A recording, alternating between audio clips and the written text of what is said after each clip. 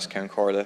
Taoiseach, I think it was last week you were warning here about the danger of spiralling wage costs and the danger of a wage price upward spiral. Can I ask whether that includes Secretary-Generals under this government? One such civil servant has now gotten 2 pay rises in the last 4 months.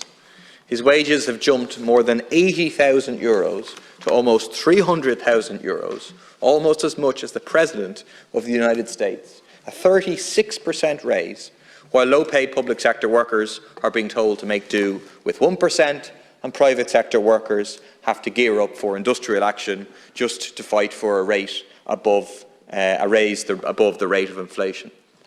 How can you justify this gross inequality, Taoiseach?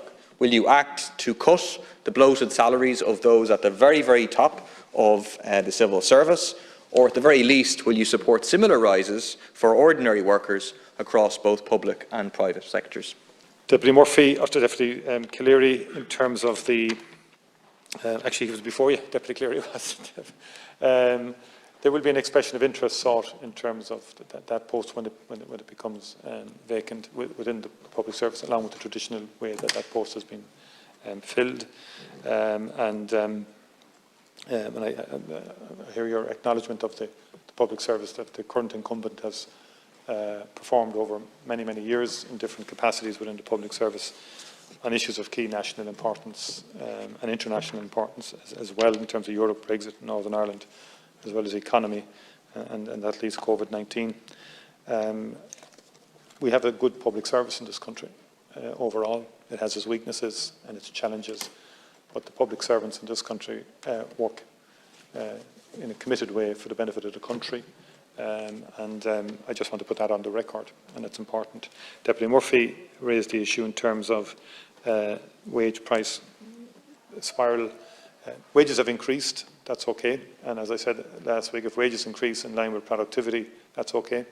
I think we have to, those comments were in the context of the cost of living crisis, and the government has to look at ways to protect people and against what is undoubtedly a very serious issue now in terms of cost of living increases, and do it in a way that's not inflationary, but do it in a way that protects people's incomes, disposable incomes, and particularly in terms of their access to the necessities of life itself.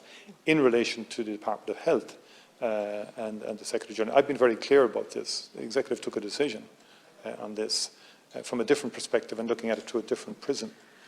I think health arena needs absolute focus, huge, significant reforms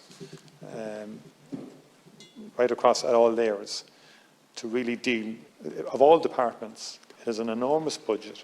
It oversees an enormous budget. And a whole range of other issues.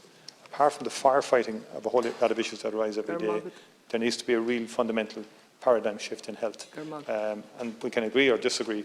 I think the approach taken in relation to HSE was the correct one. Likewise with the Garda Commissioner and so on. Sorry, pardon.